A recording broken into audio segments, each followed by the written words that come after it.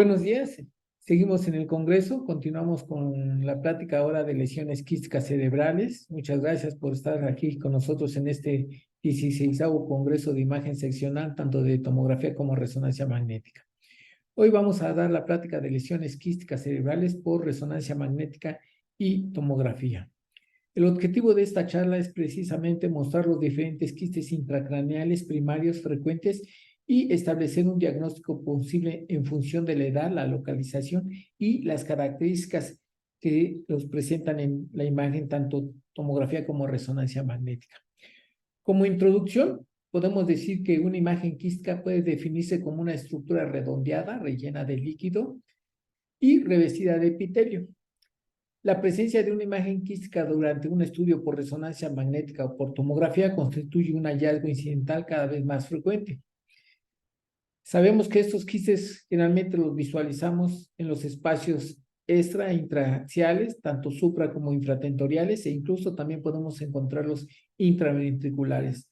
Sabemos que algunos son adquiridos, la mayoría son congénitos, sabemos que tenemos lesiones benignas como malignas, y pueden condicionar desplazamiento de la línea media por ocupación o simplemente un efecto compresivo o ninguno de ellos. En ocasiones constituye un desafío diagnóstico, su reconocimiento es importante para no solicitar estudios o precisamente tratamientos innecesarios. Aquí ponemos una gran clasificación de quistes a nivel de encéfalo que solemos encontrar en la tomografía como en la resonancia magnética. Hay que conocer primero las variantes anatómicas para no darlo como patológicas. También tenemos congénitas. Podemos encontrar oncológicas, infecciosas, traumáticas, posquirúrgicas, secuelas de eventos vasculares y también podemos tener lesiones extraxiales con degeneraciones quísticas precisamente. En imagen, las características de los quistes simples siempre los vamos a ver en tomografía o en la imagen seccional tomográfica. Hipodensos, en la resonancia magnética generalmente siempre los encontramos hipointensos en T1, hiperintensos en T2, jamás modifican con el medio de contraste, sabemos que pueden condicionar desplazamiento de estructuras adyacentes por ocupación, precisamente, pero hay que tener en mente que en ocasiones los quistes en resonancia magnética pueden ser isointensos en T1 o hiperintensos en T1, también pueden ser hipointensos en T2, pero esto se debe precisamente a la proteína o a la mucina que contienen, y lo mismo sucede en tomografía, también podemos verlos isodensos o hiperdensos, y cuando los vemos hiperdensos en tomografía, solemos medir sus densidades y generalmente nos dan densidades de más 50, más 60 UH, pero nunca van a modificar con el medio de contraste, y el tomar en cuenta esas densidades podemos confundirlos precisamente con hemorragias, pero generalmente los quistes están bien delimitados por la pared que contienen. Las variantes anatómicas que hay que conocer es la megacisterna magna. Sabemos que es una variante anatómica. En tomografía a veces es difícil diferenciar entre una megacisterna magna contra un quiste aracnoideo en esta situación, pero sabemos que generalmente cuando vemos, no siempre sucede, a veces hay mucha incertidumbre entre los dos diagnósticos, pero cuando vemos que la tabla interna se remodela, cuando vemos en un plano sagital, ahora con los tomógrafos multidetectores que podemos poner planos sagitales con mejor resolución, incluso los coronales también.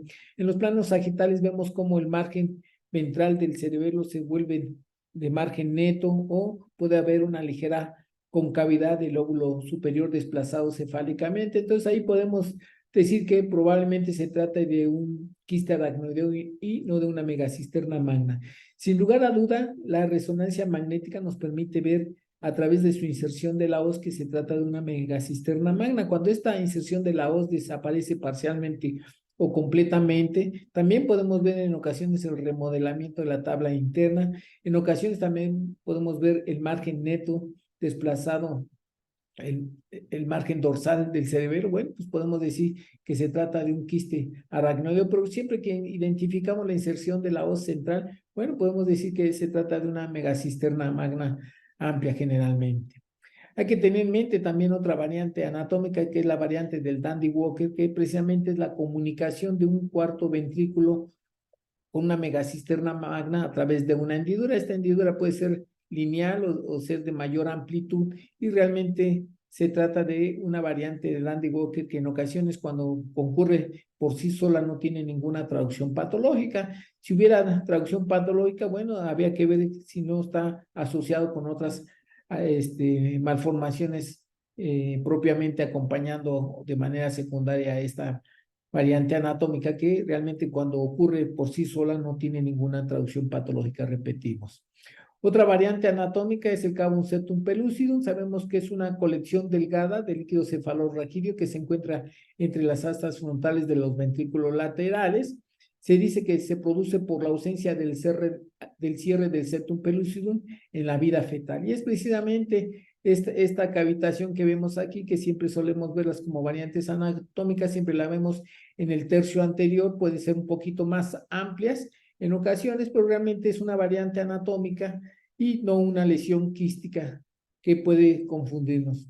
Otra variante anatómica es precisamente el Cavum septum pellucidum ibergae, pero el Cavum septum pellucidum ibergae se extiende posteriormente y se dice que es una colección delgada de líquido cefalorraquídeo que se encuentra en las astas frontales de los ventrículos laterales, pero que tiene una continuidad a través del fornis. Sabemos que también se produce por ausencia del cierre del septum pellucidum y de la vida fetal. Realmente el septum pellucidum sabemos que llega hasta el tercio anterior, pero cuando se extiende posteriormente, bueno, entonces se le conoce como Cavum septum pellucidum ibergae. También podemos llamarle como un quinto ventrículo, o si nada más quieren dejarle como Cavum septum pellucidum, bueno, se puede quedar tal cual. Sabemos que es una variante anatómica, pero no la confundamos con otra variante anatómica que es el Cavum velum interpositum, y que el Cavum velum interpositum es una imagen o un espacio triangular de líquido cefalorraquídeo entre los ventrículos laterales por debajo del fornis. También es una dilatación de la cisterna del velum interpositum, porque en ocasiones me ha tocado ver que en algunos reportes esto le llaman vergae, y realmente dijimos que nunca va a haber un vergae si no existe un septum pellucidum. Siempre va a haber un septum pellucidum, y cuando se extiende hacia atrás siempre va a ser un Cavum septum pellucidum o vergae o un quinto ventrículo, pero si lo vemos individualmente, sabemos que este es un Cavum velum interpositum. Otras variantes anatómicas hay que conocer que es las granulaciones adagnoideas. Siempre vemos imágenes quísticas, la mayoría de ellas siempre es hacia la región occipital, lo podemos encontrar a cualquier edad, pero predominantemente lo vemos en gente de mayor edad, arriba de los 60, 70 años, siempre vemos estas granulaciones adagnoideas prominentes, ¿verdad? Que en la tomografía nos pueden simular lesiones líticas, siempre hay que tener en mente las granulaciones adagnoideas que nos pueden confundir con esas lesiones líticas.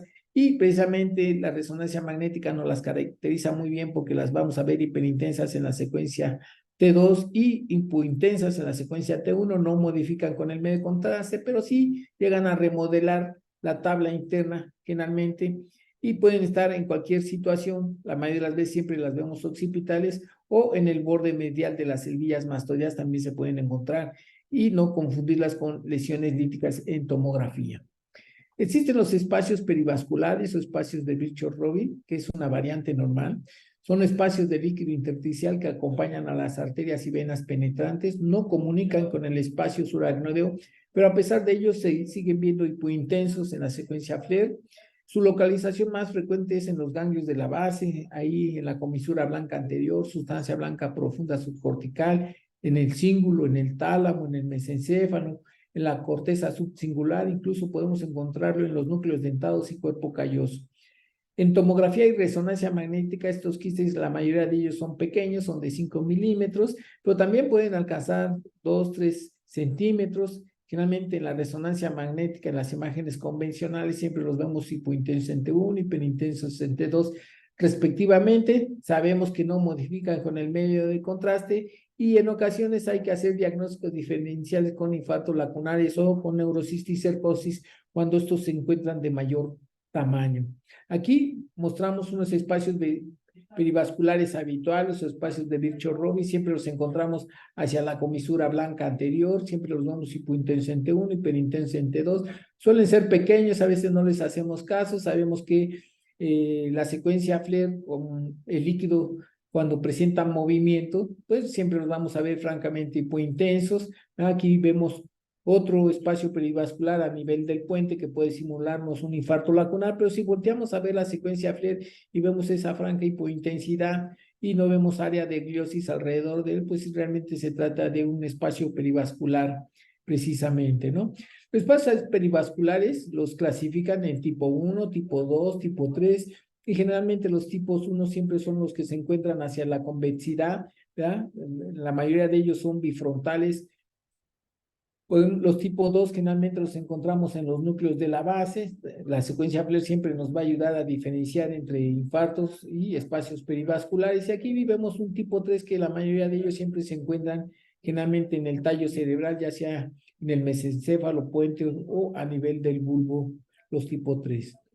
Los espacios perivasculares dijimos que pueden ser de gran tamaño, pueden confundirnos con cisticercos, ¿verdad? O nos pueden confundir precisamente con infartos lacunares antiguos.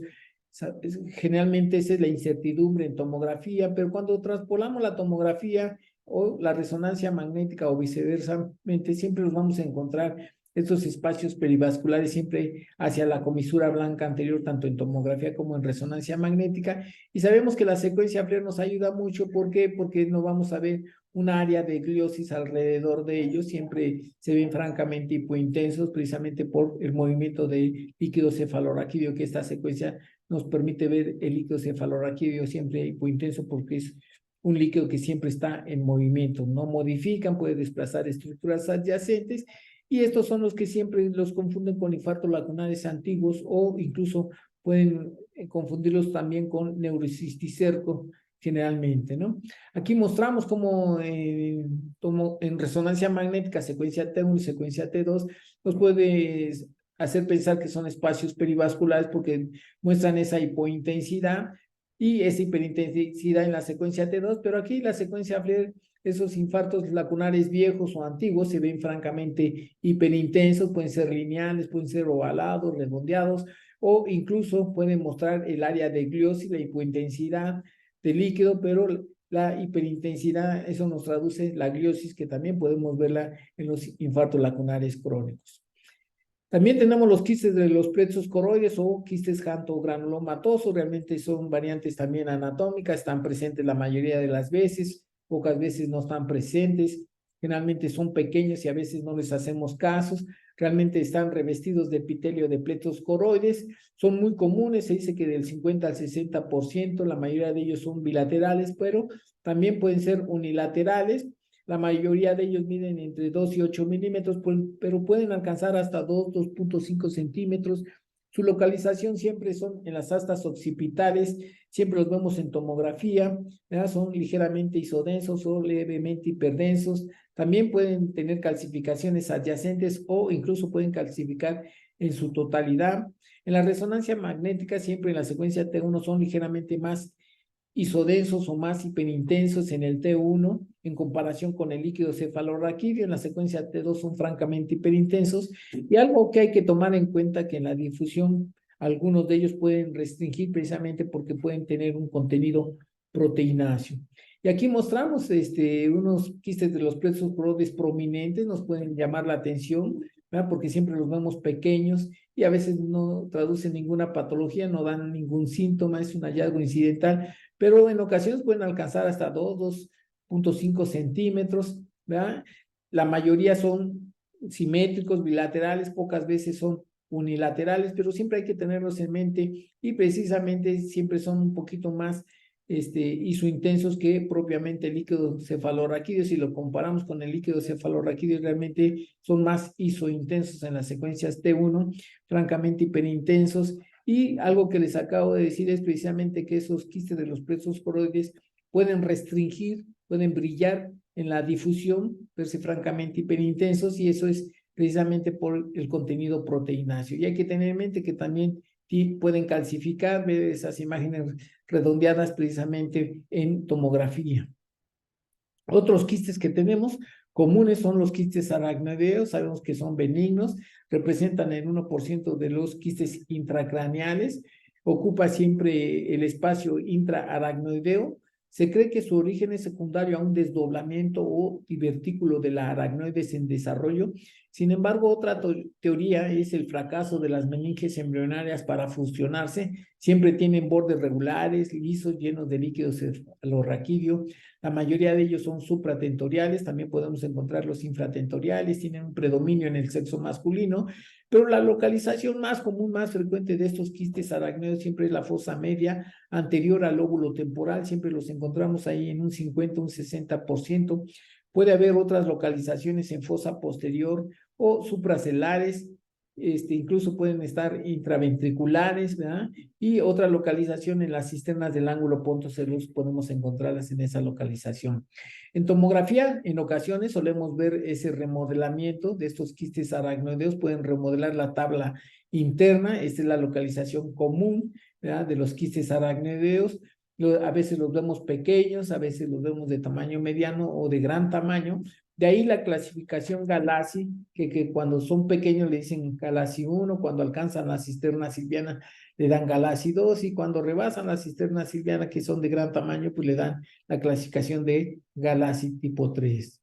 Aquí vemos un Galassi tipo 2 de la fosa media, son muy comunes en esa localización, la mayoría de las veces son pequeños, pero cuando los vemos de tamaño mediano, de gran tamaño, ya dijimos que alcanzan los grado 2, generalmente la cisterna silviana, entonces le decimos un Galassi tipo 2, siempre se comportan hipointensos en T1, hiperintensos en T2, en el FLAIR, no modifican con el medio contraste, pero sí está condicionando desplazamiento o remodelamiento del parénquima cerebral adyacente generalmente.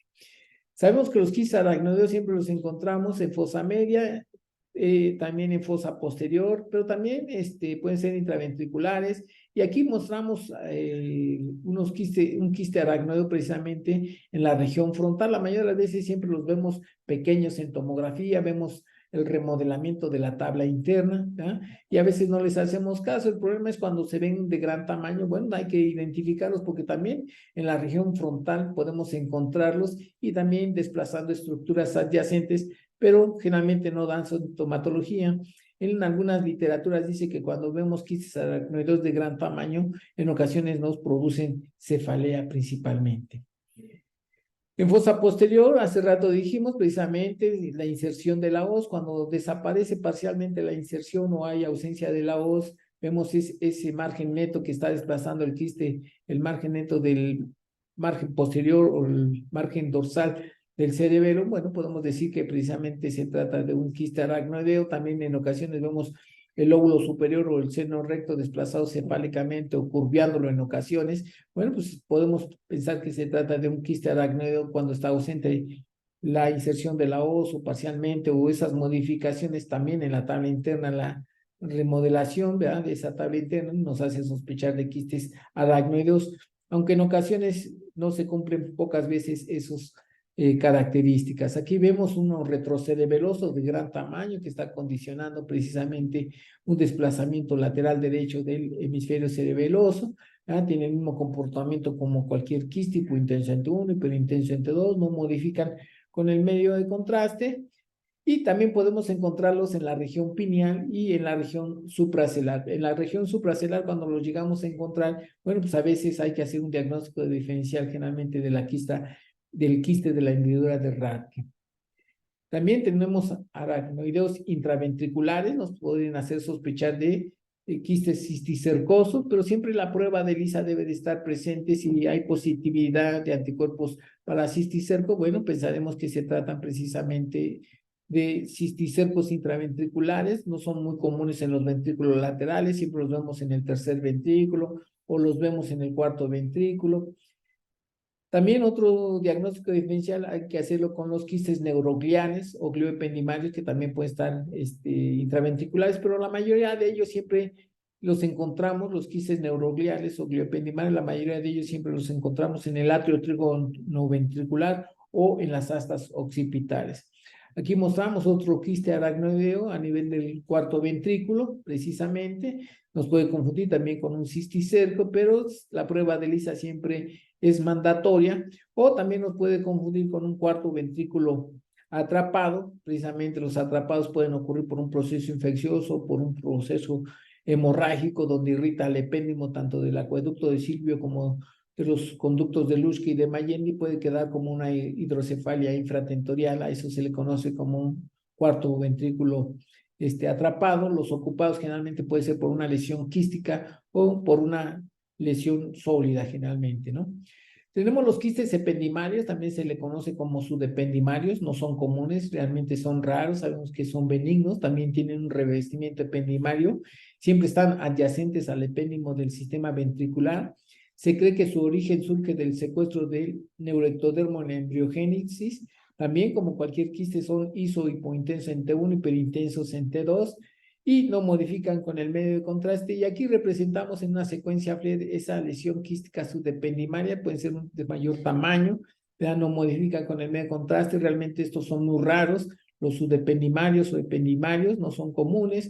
Aquí mostramos otro, el mismo comportamiento del líquido cefalorraquídeo, hipointenso en T1, hiperintensos en T2, está condicionando amplitud de la región del atrio trígono ventricular, no está completando precisamente aquí el asta occipital, lo que nos hace sospechar de que se trata de un quiste ependimario.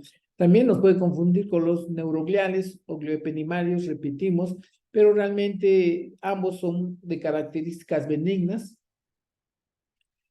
Estos quistes neurogliales o glioependimarios los podemos encontrar tanto parenquimatosos como en el espacio suragnoideo, también de localización intraventricular. Dicen que representan el 1% también de los quistes intracraneales. Sabemos que son benignos, congénitos. Su origen dicen que surge de elementos embrionarios del tubo neural que quedan secuestrados dentro de la sustancia blanca en desarrollo. Generalmente siempre están revestidos de epitelio. Ya dijimos que pueden ser parenquimatosos, y cuando se encuentran parenquimatosos podemos encontrarlos en el parénquima frontal o temporal. La mayoría de ellos también pueden ser extraxiales y nos van a confundir en ocasiones con cisticerco, pero siempre tener en mente la prueba de ELISA. Si hay anticuerpos positivos, bueno, pues serán precisamente neurocisticercosis.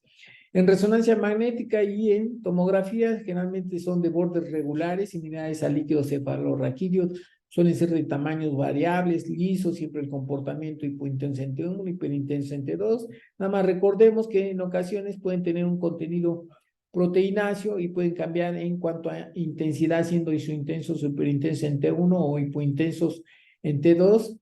Y precisamente se considera un quiste neuroglial o glioependimarios los de la cisura coroidea, aunque algunos dicen que también pueden ser quistes aracnoideos, pero a final de cuentas los dos son benignos. Nada más no lo confundamos con el espacio perivascular. Generalmente los quistes de la cisura coroidea, la cisura coroidea donde generalmente encontramos esos quistes, pueden ser pequeños, de 5 a 1 centímetro. Aquí vemos un espacio perivascular precisamente en la comisura blanca anterior. Entonces no confundamos los que se encuentran precisamente en la cisura coroidea, y estos quistes de una u otra forma son neurogliales, glioependimarios. Alguna literatura dice que son quistes aracnoideos. Bueno, a final de cuentas los dos son benignos generalmente. Estos son los quistes neurogliales que generalmente encontramos en las astas occipitales, ¿verdad? La mayoría de ellos los hemos visto en el lado derecho, también en la literatura del lado derecho. Pocas veces los hemos visto del lado izquierdo, precisamente, pero toman la forma de una perita. Generalmente ahí siempre los vemos. Pueden ser de mayor tamaño, sí, ¿verdad? Aquí mostramos los quistes neurogliales o glioependimarios, que generalmente son parenquimatosos. Dicen que le gusta mucho la región frontal, la región temporal.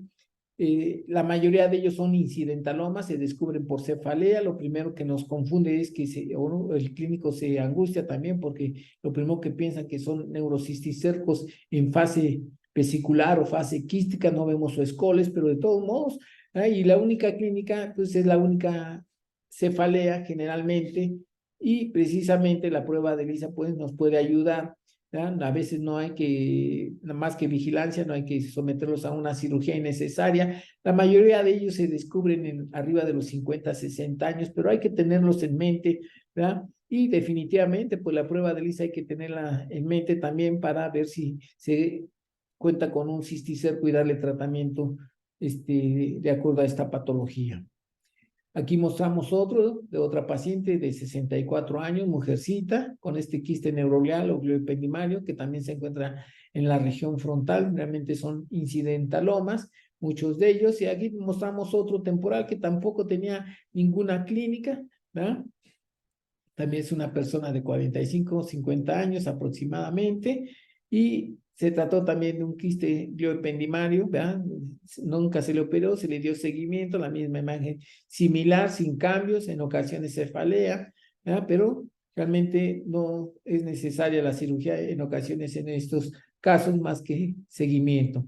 También tenemos los quistes pineales, son benignos, frecuentemente se dice que se encuentran en un 10% de los quistes intracraneales. Se dice que su origen se cree que es de una degeneración glial isquémica y o quistes preexistentes que aumentan de tamaño por la influencia hormonal o aumento de tamaño de la cavidad pineal embrionaria.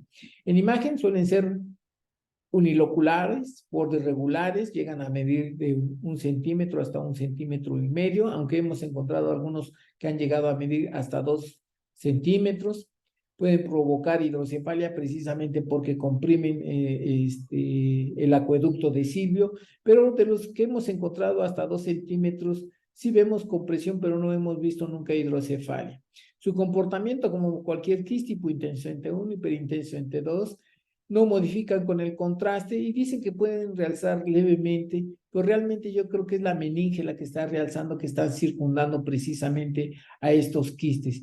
Y un diagnóstico diferencial definitivamente hay que hacerlos con los pineocitomas, porque el pineocitoma también puede ser netamente quístico y ahí en ocasiones hay que hacer vigilancia, ¿verdad? Probablemente anual en imagen, precisamente para precisar que no se trate de un pineocitoma que va creciendo también lentamente y que podemos verlos también netamente quísticos a esta neoplasia benigna.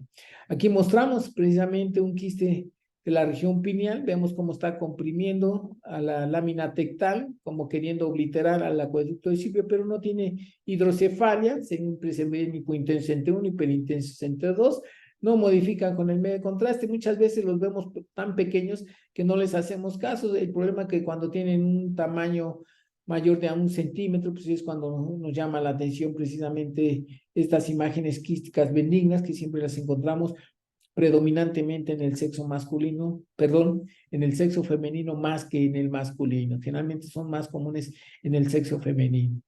Tenemos el quiste coloide, son benignos, representan del 0,5 al 1% de los quistes intracraneales, siempre contienen mucina o contenido proteináceo. El 99% de ellos se encuentran siempre dentro del tercer ventrículo, adyacentes al techo y al agujero de Monro. Pueden encontrarse en otros sitios, no son comunes generalmente.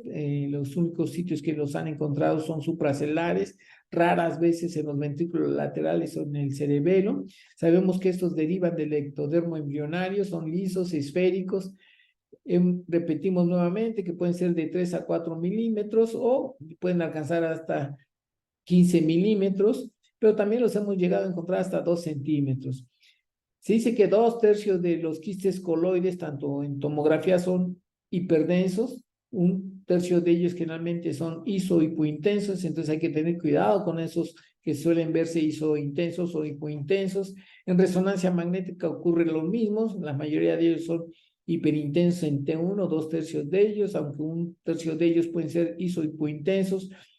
Siempre son de forma redondeada, no modifican con el medio de contraste y precisamente en tomografía muchas ocasiones los hemos encontrado como sangrado en el tercer ventrículo porque miden las densidades de ese contenido proteináceo y les da 50, 60. Entonces recordemos que el medir el contenido de un quiste cuando se ve hiperintenso puede dar una densidad de más 50, más 60, confundiendo con sangrado, pero realmente son imágenes bien redondeadas, ovaladas, bien delimitadas, y siempre cuando vemos un sangrado en el tercer ventrículo y en un plano sagital podemos ver cómo ese líquido hemorrágico se va hacia el cuarto ventrículo precisamente. Y en ocasiones el diagnóstico diferencial en tomografía en un plano coronal hay que distinguirlo con el artefacto de flujo porque nos puede confundir con un quiste coloide, pero siempre los quistes coloides, repito, siempre los vemos hacia el techo y adyacentes al agujero de Monro. Esta es la imagen característica típica en tomografía, siempre en el tercer ventrículo, ¿verdad? Adyacente a los agujeros de Monro. Si medimos su densidad, siempre nos va a dar más 50, más 60, cuidado, no los confundamos con hemorragias, siempre son bien delimitados. Aquí vemos el plano sagital donde precisamente se encuentra el tercer ventrículo. Sabemos que el tercer ventrículo está en línea media y adyacente a los ventrículos laterales, perdón, adyacente al tercer ventrículo se encuentran los tálamos, perdón. Aquí vemos este quiste coloide que precisamente se ve francamente hiperintenso en el T1, a lo mejor un poquito ISO o un poquito más ligeramente a la intensidad en la secuencia T2, pero nunca van a modificar con el medio de contraste generalmente. Y es precisamente ese es el artefacto. Dicen que solamente en el plano coronal, en ocasiones, podemos ver un artefacto por movimiento de líquido cefalorraquídeo, pero ese artefacto siempre lo vamos a encontrar hacia el piso y generalmente el quiste coloide siempre está hacia el techo y adyacente al agujero de Monro. La mayoría de ellos, repetimos, que son hiperintensos, pocos de ellos pueden ser iso o hipointensos, también hay que tenerlos en mente, producen hidrocefalia, pueden producir un efecto de válvula, tener hidrocefalia, quitarse hidrocefalia, tener la hidrocefalia y subsecuentemente mejorar. Generalmente la mayoría de ellos siempre los encontramos entre los 30 y 40 años de edad aproximadamente, no quiere decir que no vaya a haber por arriba de los 40 o por debajo de los 30 años. Otro quiste que tenemos es el quiste epidermoide, son quistes de inclusión congénitos, sabemos que tenemos dos de ese tipo, el epidermoide y el dermoide. Generalmente los epidermoides dicen que surgen de la inclusión endotérmica durante el cierre del tubo neural durante la tercera o quinta semana de la embriogénesis.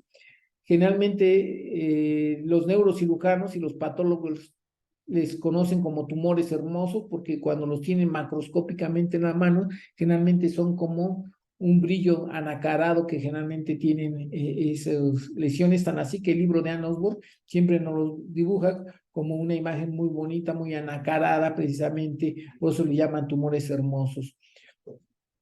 No son, suelen ser un poquito más comunes que los dermoides, generalmente predomina más el epidermoide que el dermoide, casi son primos hermanos los dos, pero este tiene otras características en imagen que vamos a ver más adelante. La mayoría de los quistes epidermoides, su localización siempre es hacia el ángulo pontocerebeloso, se dice que se encuentra en un 40, un 50% en esa localización, tan así que se considera la tercera lesión en frecuencia en el ángulo pontocerebeloso, previamente al schwannoma del octavo par craneal, al meningioma, y precisamente esta sería la tercera lesión en esa localización, aunque también se han encontrado en cuarto ventrículo, supra o paracelares, en la región pineal, y también podemos encontrar los parenquimatosos. Cuando son adquiridos es precisamente, sabemos que los quistes epidermoides es un tejido epitelial, o sea, de la piel, y que en procesos quirúrgicos o traumáticos podemos llevar esa piel internamente, intracranealmente, y precisamente se pueden desarrollar, a esos son los que se les conoce como adquiridos. Generalmente en imagen seccional, principalmente en la resonancia magnética, se ven hipointensos en T1, hiperintensos en T2. En la secuencia FLIR suelen ser un poquito heterogéneos, predominantemente isointensos, o sea, grisáceos, no modifican con el medio de contraste, pero su característica y su diagnóstico siempre lo vamos a hacer en la secuencia de difusión, precisamente porque estos quistes generalmente restringen.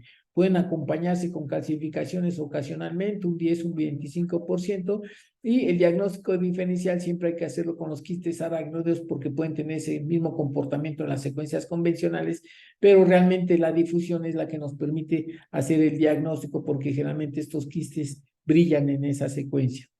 Aquí mostramos dos casos de pacientes donde precisamente vemos una amplitud de la cisterna del ángulo pontocerebeloso.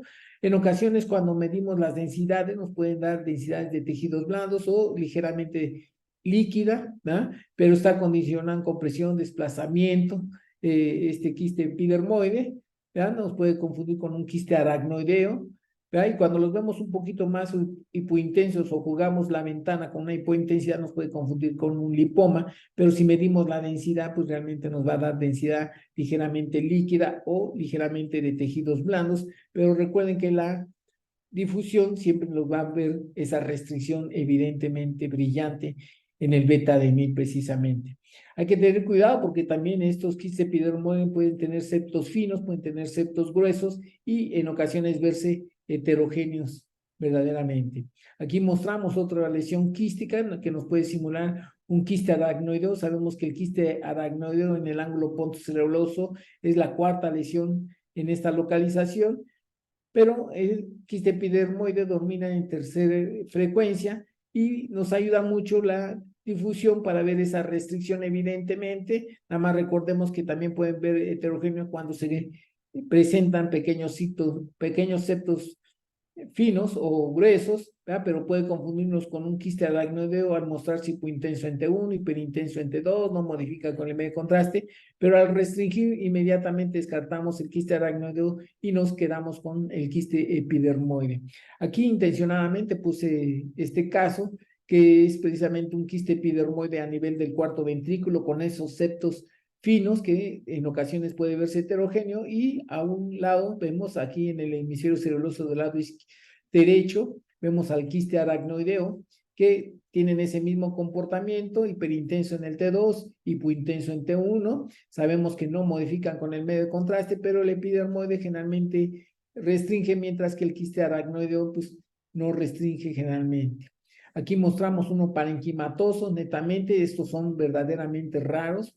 Este es el único que hemos visto en toda nuestra trayectoria de médico radiólogo, donde lo estamos viendo hipointenso en T1, hiperintenso en T2, un poquito grisáceo o heterogéneo en la secuencia FLAIR, está restringiendo con estos septos característicos y no está modificando con el medio de contraste. Aquí el plano coronal hacemos que verdaderamente comprobamos que es netamente parenquimatoso temporal y no está modificando, y nos quedamos con el quiste epidermoide precisamente por los septos y la restricción a la difusión.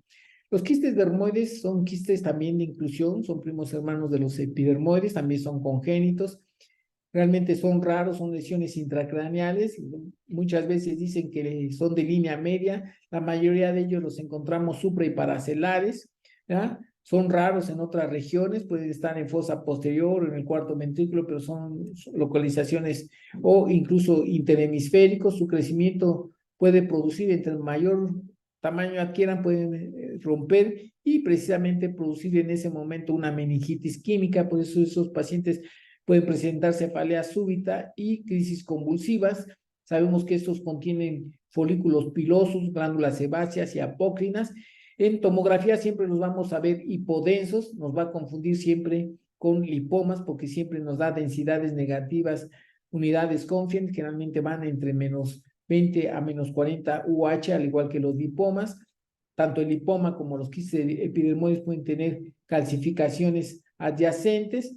En resonancia magnética también se ven hiperintensos en T1, simulando grasa, hipointensos en T2, aunque también pueden ser variables, pueden ser iso o hiperintensos también en la secuencia T2, y generalmente el diagnóstico diferencial de estos quistes dermoides hay que hacerlos precisamente con los lipomas o en ocasiones con quistes epidermoides blancos, ¿verdad? Porque también existen los quistes epidermoides blancos, pero siempre van a restringir a la difusión generalmente.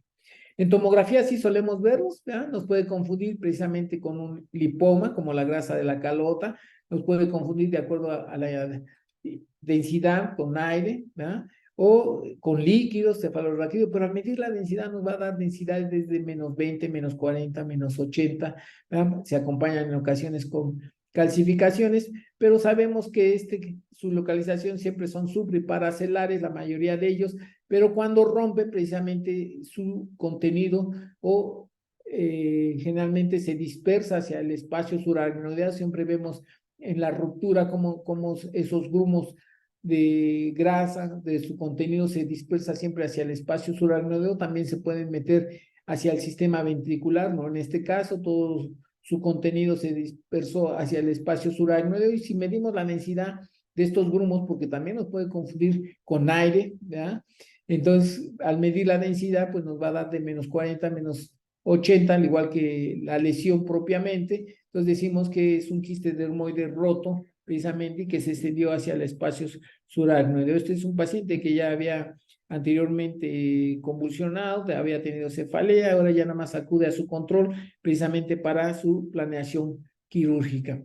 Aquí mostramos un caso por tomografía y el mismo paciente, precisamente cómo se comportan esos quistes dermoides, que generalmente aquí nos da densidad grasa, ¿verdad? Y precisamente la ruptura, vemos su contenido disperso en el espacio subaracnoideo.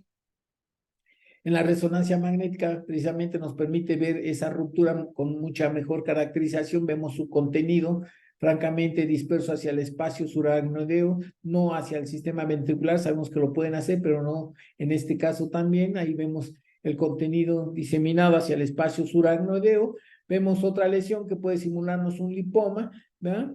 Y precisamente hay que tener cuidado porque algunos quistes dermoides, pocos de ellos pueden suprimir, pueden abatir señal y simular un lipoma, pero el hecho de ver ya la ruptura de este dermoide precisamente dispersándose esos grumos hacia el espacio subaracnoideo, pues no podemos quitar el dedo del renglón que se trata precisamente de un quiste dermoide y que está roto a pesar de que haya abatido señal, porque los dermoides pueden abatir señal pocas veces, por eso hay que tener cuidado. Siempre decimos que su comportamiento es hiperintenso en T1, ¿no? No, en ocasiones no, pueden ser también variables en el T1, ¿verdad? Pero el simple hecho de ver cómo este quiste dermoide está roto, se ha dispersado a través de su contenido, a través del líquido cefalorraquídeo, ¿verdad? En el espacio aracnoideo, precisamente ahí lo vemos, dispersos esos grumos y son rotos, pues no vamos a dudar que se trata precisamente de un quiste dermoide roto.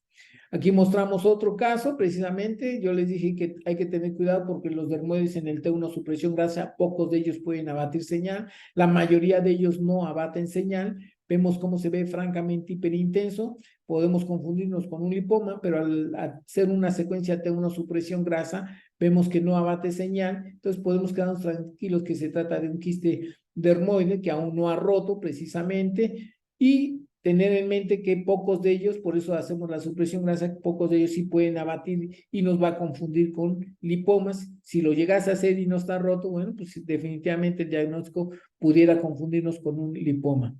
Tenemos otros quistes conocidos como quistes neuroentéricos, son endodérmicos, congénitos, benignos. La mayoría de ellos son intracraneales, siempre los encontramos anterior al tallo cerebral a nivel del clivus o en la unión cráneo-cervical, aunque también se pueden encontrar en las cisternas del ángulo pontocerebraloso generalmente. Se cree que surgen en el momento del desarrollo notocordal, generalmente son ovalados, redondeados o de gran tamaño, ¿verdad? Cuando son de gran tamaño se extienden caudalmente hacia la región cervical anterior. Aquí vemos la representación esquemática del libro de Ann Osborne de un quiste neuroentérico, ¿verdad? La mayoría de ellos dicen que suelen verse hiperintenso en T1, hiperintenso en T2, aunque también pueden ser isointensos y variables en la secuencia T2, pero la mayoría de ellos y los que hemos visto generalmente son isointensos en T1 o hiperintensos en T1 y generalmente los vemos hiperintensos en T2, son raros, ¿verdad? Y a veces hay que hacer diagnósticos diferenciales precisamente con el epidermoide, principalmente con los dermoides o el lipoma y con los quistes aracnoideos generalmente en esa localización. Aquí vemos un quiste neuroentérico, en la tomografía sospechaban de una hemorragia, ¿verdad? ¿Por qué? Porque le miden la densidad, les da densidad de más 50, más 60 precisamente, está bien delimitada, en el plano sagital se ve perfectamente bien, aquí este quiste neuroentérico es característico porque lo estamos viendo hiperintenso en el T1, hiperintenso o ligeramente isointenso en el T2, ¿verdad? Pero este es un T2 milimétrico, pero aquí lo estamos viendo hiperintenso en la secuencia convencional, no modifican con el medio de contraste, entonces podemos decir tranquilamente que se trata de un quiste neuroentérico, tanto en tomografía por la hiperdensidad que nos da densidades simulando sangre, pero realmente el contenido proteináceo mucinoso siempre nos va a dar esa densidad. Aquí mostramos otro de mayor tamaño, este se ve isointenso, si acaso su margen posterior se ve hiperintenso, ¿verdad? Pero francamente hiperintenso en T2, ¿verdad? Está comprimiendo precisamente al cordón medular, en el quirúrgico se demostró que se trataba precisamente de un quiste neuroentérico. Los quistes de la hendidura de Rathke sabemos que son congénitos, dicen que surge de restos de la hendidura de Rathke embrionaria por fracaso de la obliteración de la bolsa de Rathke. Son intracelares, el 40%, pueden ser supracelares, el 60%, dan síntomas precisamente por compresión del quiasma óptico, ¿verdad? O por compresión de la glándula hipofisaria o del hipotálamo, van entre milímetros a 2 centímetros o pueden incluso alcanzar más de 5 centímetros. Siempre su comportamiento son hipointensos, isodensos en tomografía, también hipointensos o hiperintensos en el T1, hiperintensos o hipointensos en el T2, también porque pueden tener un contenido proteináceo variable, nunca van a modificar con el medio de contraste, y realmente cuando son de gran tamaño hay que hacer diagnóstico diferencial con los adenomas hipoficiarios quísticos o con degeneración quística, incluso también con los craniofangiomas, pero sabemos que la mayoría de los craniofangiomas siempre se acompañan con calcificaciones. Sabemos que estos craniofangiomas se encuentran en los extremos de la vida, en los niños, en la gente de edad avanzada, aunque también podemos verlo en un pico intermedio, se pueden encontrar. Se dice que los quistes de la hendidura de Rathke muchas veces los vamos a confundir con precisamente con microadenomas. Y realmente estos dos casos se pensó que eran microadenomas, pero ambos pacientes no tenían alteraciones hormonales, no tenían alteraciones clínicas de microadenomas, ¿verdad? Este paciente ya se venía vigilando con 4 resonancias magnéticas, en donde la paciente ya se conocía el quiste, no tenía tratamiento, nada más era pura vigilancia precisamente de este quiste que ya llevaba mucho tiempo con él y que no tenía ni siquiera tratamiento porque no tenía ni manifestaciones clínicas ni laboratoriales generalmente, ¿no? Cuando son de mayor tamaño, bueno, pueden condicionar compresión del parénquima cerebral. Dijimos que generalmente son intracelares o supracelares. Hay al quiste de la pars intermedia, realmente es un quiste de la hendidura de Rathke, pero se le conoce como quiste de la pars intermedia precisamente porque se encuentra entre la adeno y la neurohipófisis. Cuando los encontramos ahí se le considera un quiste de la pars intermedia, pero histológicamente sabemos que son quistes de la hendidura de Rathke.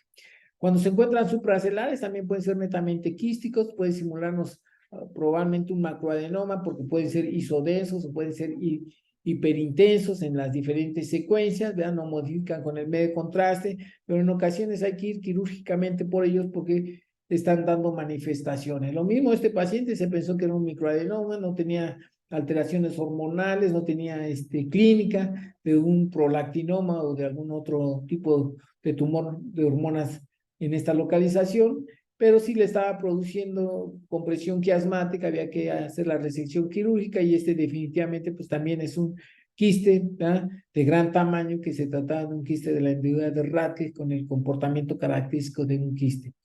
Tenemos los quistes porencefálicos, son cavidades quísticas entre el parénquima cerebral, ocupados por líquido cefalorraquídeo que comunica con el sistema ventricular y con la sustancia blanca gliótica adyacente, generalmente va acompañando a estos quistes porencefálicos.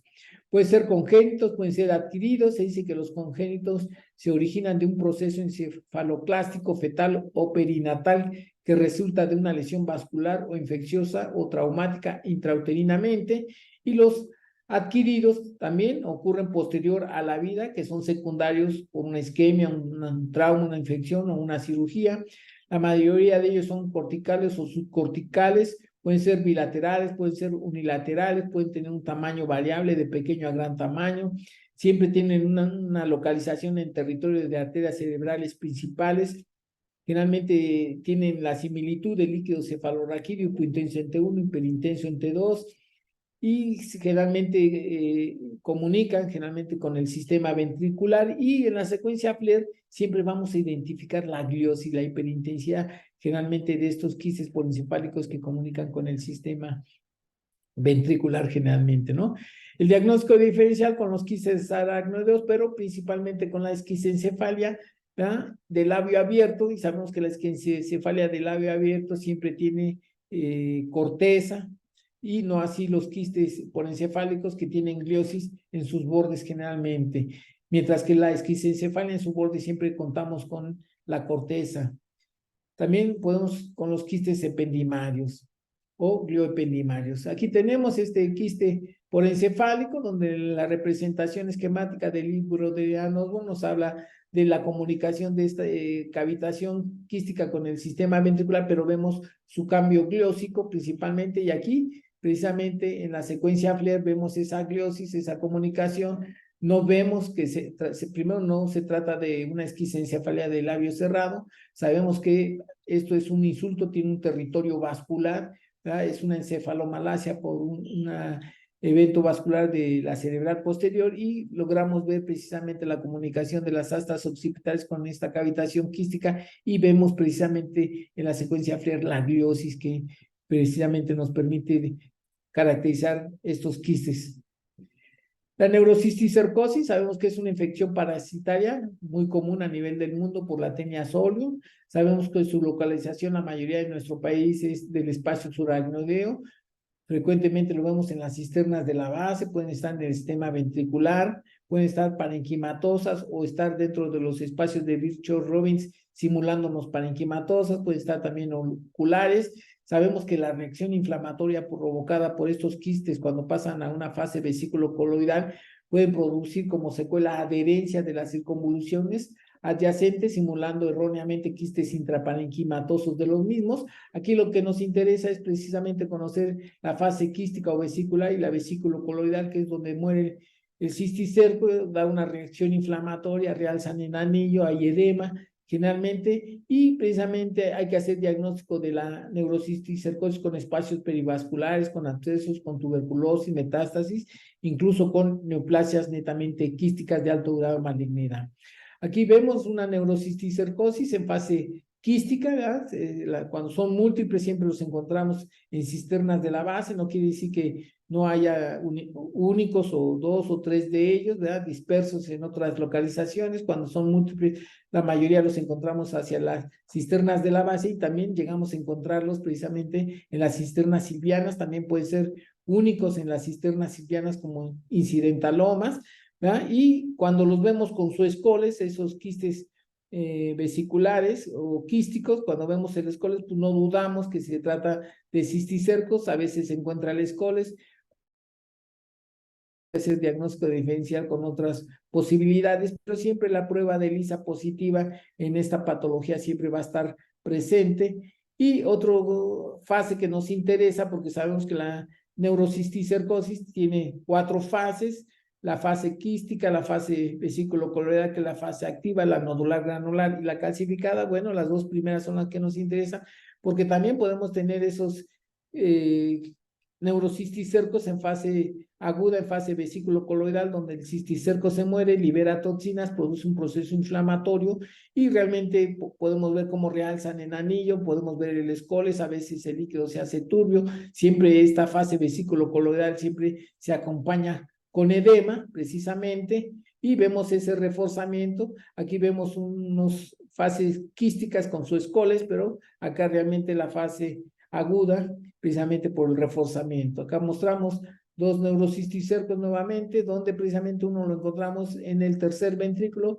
y otra en la cisterna silviana en fase quística por presencia de su escoles precisamente. Este nos puede simular un quiste neuroglial, se encuentra en intraparenquimatoso. Raras veces los quistes aracnoides se encuentran en los ventrículos, pero tenía positividad en prueba de ELISA para anticuerpos. Bueno, pues se trataba de un neurocisticerco en fase vesicular. Los abscesos cerebrales, sabemos que es la formación de un absceso, puede tener como origen una diseminación hematógena o una inoculación directa tras una cirugía o un traumatismo. Por extensión intracraneal o un proceso infeccioso como una otitis media, la sinusitis, o bien como una complicación de una meningitis. Los abscesos cerebrales, cuando vienen por diseminación hematógena, suelen encontrarse generalmente en la unión sustancia gris-sustancia blanca. No quiere decir que no vaya a haber la sustancia blanca profunda, pero cuando son por vía hematógena siempre los encontramos justacorticales. Y en algunas ocasiones, cuando llegan a romper o pueden extenderse hacia el sistema ventricular, pueden producir una ventriculitis y una ependimitis, generalmente produciendo ese reforzamiento anormal del epéndimo y del plexo coroide, generalmente. Sabemos que hay muchas lesiones que refuerzan el anillo, pero precisamente la mayoría de los abscesos, si no es que todos, independientemente del agente etiológico bacteriano que sea, siempre los abscesos siempre van a restringir en el beta-amil, se van a ver hipointensos en el ADC, siempre van a realzar en anillo, nada más que recordemos que hay muchas lesiones que nos pueden reforzar en anillo, pero ya teniendo la difusión, pues nos caracteriza precisamente que se trata de un cistis, de un absceso, perdón, se trata de un absceso, independientemente se vea ISO o hipointenso en T1, hiperintenso en T2, pero siempre la restricción a la difusión de esos abscesos van a ser el diagnóstico precisamente del absceso cerebral. Otra lesión quística con el nódulo es el astrocitoma pilocítico. Sabemos que es una tumoración grado 1 de la OMS, son de crecimiento lento, circunscrito, afecta a ambos sexos, ¿verdad? Predomina generalmente en menores de 15 años, su localización siempre son cerebelosas, infratentoriales, aunque también se pueden encontrar en tallo cerebral o supratentoriales. Cuando son sólidos pueden ser afectación al quiasma óptico, al hipotálamo, a ganglios de la base, a los tálamos. Sabemos que estos astrocitomas se pueden acompañar en la neurofibromatosis tipo 1, un 10 o un 15%. Generalmente son quísticos con su nódulo intramural, son clásicos, pero también hay que tenerlos en mente que son sólidos o mitad sólido o mitad quístico, pueden tener diferente apariencia, pero la mayoría de los astrocitomas pilocíticos y en los niños siempre los vemos en los hemisferios cerebelosos con el nódulo que generalmente siempre realza intensamente con el medio de contraste. Tenemos otra lesión que también ocurre generalmente entre los 30 y 40 años, no quiere decir que no vaya a haber por debajo de los 30 o por arriba de los 40, pero tenemos al hemangioblastoma, sabemos que es una neoplasia de origen vascular embrionario, ¿verdad? Al ser una lesión de origen vascular, generalmente siempre se eleva la eritropoyetina en sangre, ¿verdad? Y generalmente un 20% puede estar asociado con el Von-Hippel-Lindau, aunque también pueden ocurrir de manera aislada, la mayoría de ellos también son quísticos con su nódulo, pero siempre se acompaña con vasitos anómalos adyacentes al nódulo. En ocasiones podemos verlos, en ocasiones no los podemos ver, y sabemos que también estas mismas lesiones se pueden encontrar a nivel medular. Sabemos que es la tercera lesión en frecuencia del compartimiento intramedular a nivel de la columna. Aquí mostramos un paciente joven de 37 años, femenina, donde vemos la lesión quística con el nódulo que precisamente en la fase contrastada está reforzando, y aquí podemos ver precisamente esos vasos anómalos que se acompañan de estas lesiones adyacentes al nódulo. Y por último, el astrocitoma quístico maligno, que es un tumor maligno, ¿verdad? Se considera grado 3, grado 4 de la OMS, la mayoría de ellos están por arriba de los 50 años, tiene un predominio en el sexo masculino, la mayoría son solitarios, pero pueden verse múltiples o al menos 2 o 3, siempre son únicos, son supratentoriales, siempre tienen efecto de tumor, siempre edema, siempre refuerzan, ¿verdad? Su localización frecuentemente siempre los vemos en el lóbulo frontal, temporal, aunque también se han visto parietales o occipitales, pero menos comúnmente. Siempre hay un reforzamiento periférico, ¿verdad? Y estas lesiones quísticas realmente se trata de un tumor, el paciente tiene arriba de los 50 años, vemos el reforzamiento, pero dice que una de las características que generalmente, así lo dice la literatura, que dentro de esa lesión quística, en algún segmento donde veamos una irregularidad o un mayor grosor, siempre se trata de astrocitomas quísticos, que el diagnóstico diferencial también había que hacerlo con la metástasis, pero si yo veo un engrosamiento de mayor grosor, ya sea un segmento corto, un segmento largo, irregular, y que precisamente se ve hipointenso en el beta-emil, hiperintenso en el ADC, bueno, pues ya descartamos que se trata de un absceso. Aquí nos quedaremos con metástasis, pero al encontrar yo esa irregularidad, ese grosor, pues me quedo con un astrocitoma quístico, como lo dice la literatura, ¿no? En conclusión, existe un amplio espectro de quistes intracraneales que hay que identificarlos en el estudio de imagen seccional, tanto en resonancia magnética como en tomografía. Y precisamente identificarlos y conocerlos nos permite realizar un diagnóstico y un tratamiento correcto, porque algunos de ellos pues no se requiere precisamente ninguna cirugía. Aquí mostramos la bibliografía y le damos gracias por su atención.